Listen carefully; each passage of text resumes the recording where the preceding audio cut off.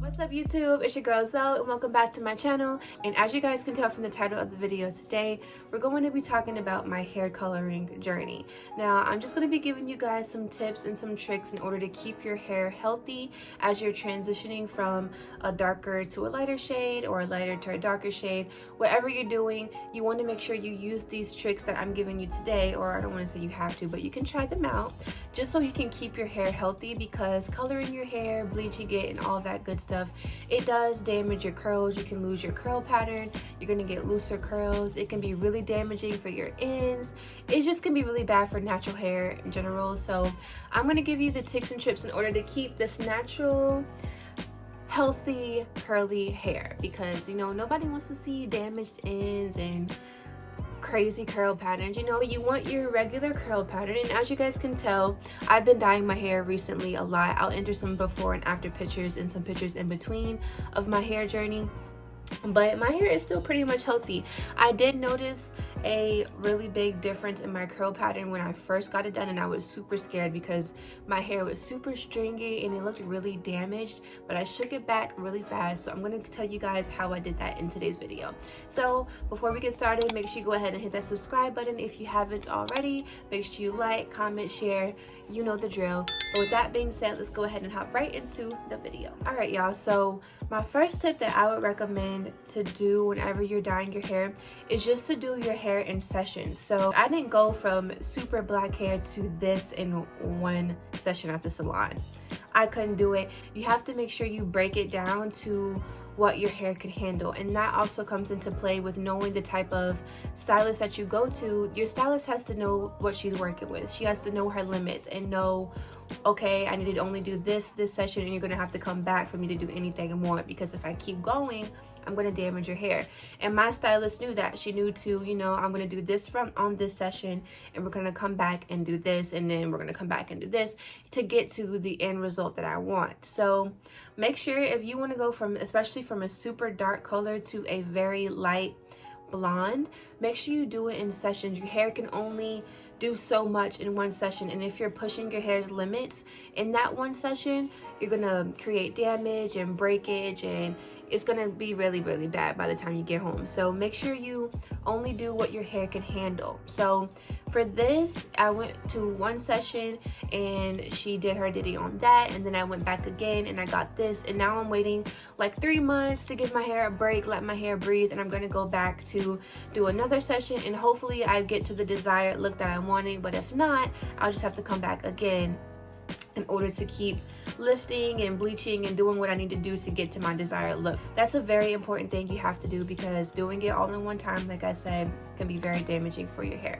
So tip number 2 is to make sure whenever you come home from a session to take care of your hair. So my biggest thing that I did was oil treatments. I love oil treatments. I do them hot, I do them regular, I do whatever. If you watch my past videos, I'll link them here and they'll pop up, but I tell you guys what kind of oils I use in my tips to hair growth video, and also in my wash and go routine. I actually show how I use the oils on my wash days. So make sure you go check those videos out. But doing oil treatments helps so much because you're keeping your hair moisturized. It's putting all the minerals and nutrients and proteins and vitamins back into your hair that your hair is missing from getting it bleached and having the chemicals in your hair. So the oils are helping repair your hair. It's going to keep your ends healthy, which is going to prevent from breakage and split ends and all that good stuff. So I'm going to show you guys what I use when I do my hot oil treatments, because after you dye your hair, you don't really want to put heat on your hair. Even when I diffuse my hair, I do it on cool settings. I don't use any heat because my hair is already getting processed and having chemicals in it from the bleach and stuff that I use to color it. So I don't want to come home and then put heat on top of that. So I make sure everything I do is not damaging. So when I do my hot oil treatments, I don't sit under a dryer or anything. I use this little heat kite that I got from Amazon. So it's just like a bonnet, but it has like these little beads in it, and you could put this in the microwave. So I put it in the microwave for like 3 minutes, and it gets really hot. Like the beads get hot in there. And I put these little shower caps. I'll have the link to this in the description, but the one that I got, it comes with like a whole bag of plastic shower caps. I put one on top of my hair with the oils in it, and I put this in the microwave, and then I put this on top of my hair, and I let it sit for like 30 minutes. And this heat is insulated, so when you put it on your hair, it's going to then penetrate your hair. So that's what I use when I do my hot oil treatments. It's way less damaging than going under a blow dryer and putting direct heat on your hair. This is way more protective and it doesn't damage your hair, so I highly recommend that. My next tip would be just to keep your hair moisturized. It kind of goes into play with the oils, but using leave-in conditioners and masks. Masks are so important, like doing deep conditioning mask or deep conditioning strengthening mask. Shea Moisture has a lot of different masks that you can use, and I actually use masks in place of regular conditioner in my wash and go routine. So right now I'm using a strengthened one that's made for colored hair and to repair colored hair. So I use that once a week, and I let it sit for 15 to 20 minutes and really penetrate my hair. So I highly recommend keeping your hair moisturized by using deep conditioners, leave-in conditioners, and hair masks. Find ones that are designated for colored hair or chemically processed hair to repair your hair strands and keep them moisturized and keep them healthy, keep them from breaking, and all that good stuff. So the next thing you could do is do protective hairstyles. Try not to keep your hair out too much, because that is also putting too much stress on your hair. It's been colored, it's been bleached, it's been chemically processed, it's been under heat. It's just been through so much and it's putting stress on your hair. So take that stress away by putting your hair in buns some days, doing twist outs, doing braids. Make sure when you go to sleep to wrap your hair up and cover those ends. Get like silk pillows, that way if you don't sleep with the bonnet or a hair scarf around your hair at night, your pillowcase is not pulling your ends and creating more friction and damage.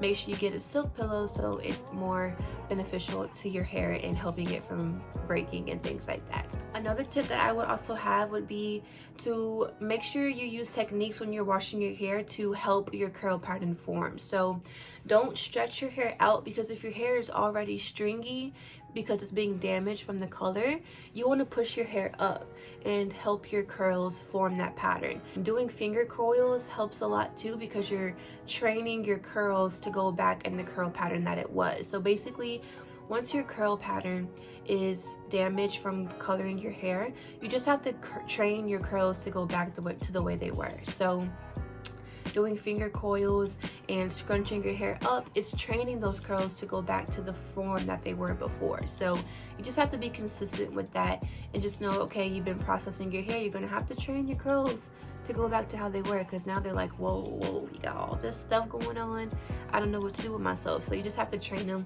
Finger coiling, and like I said, pushing your curls up is going to help your curls form back to their regular curl pattern.